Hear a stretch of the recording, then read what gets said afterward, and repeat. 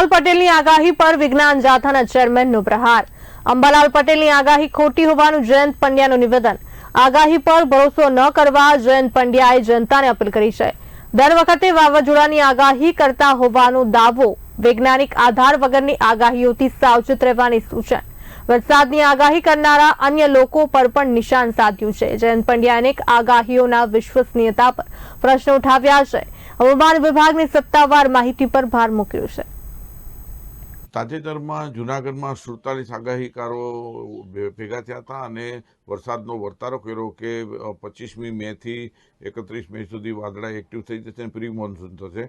6 જૂનથી 11 જૂન સુધી જાહેરાત કરી કે વાવણી લાયક વરસાદ, પછી બીજા તબક્કામાં આખા ગુજરાતમાં વાવણી લાયક વરસાદ થઈ સદંતર ખોટું અને બેબુનિયાદ થયું છે અને બોગસ સાબિત થયું છે।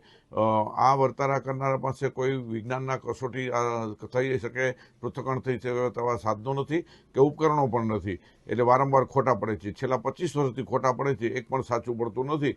એટલે આ આગાહીકારો છે પોતાના મનની સ્ફૂર્ણાના આધારે રૂમના 4 ખૂણામાં બેઠા બેઠા કરતા છે, પોતાની પ્રસિદ્ધિ માટે કરતા હોય છે, જેથી કરીને વર્તારા બંધ કરવા જોઈએ। વર્તારા બંધ થઈ જતી સમાજ કે ખેડૂતને કશું નુકસાન નથી થવાનું અને વિજ્ઞાન છે, હવામાન શાસ્ત્રી છે અને પ્રયોગશાળા સ્થિત હોય છે અને જે નોમાં ખોટું પડે તો પણ તેના કારણ દર્શાવવામાં આવે છે, જ્યારે આ વર્તારા કરનારો પાસે કશું જ નથી, એટલે સંપૂર્ણ ખોટા પડેલ છે, બેબુનિયાદ થયેલ છે, એને તિલાંજલિ આપવી જોઈએ અને બંધ કરવા જોઈએ તેવી જાથાની માંગ છે। જાથાએ વિરોધ પ્રદર્શિત કાર્યક્રમ પણ જાહેર કર્યો છે। આ આગાહીકારો જેટલા 47 બેઠા તેને આગાહીઓની હોળી કરવામાં આવશે અને હવે પછી તમે આ તુકા બંધ કરી દો તેવી પણ જાહેરાત કરવામાં આવશે।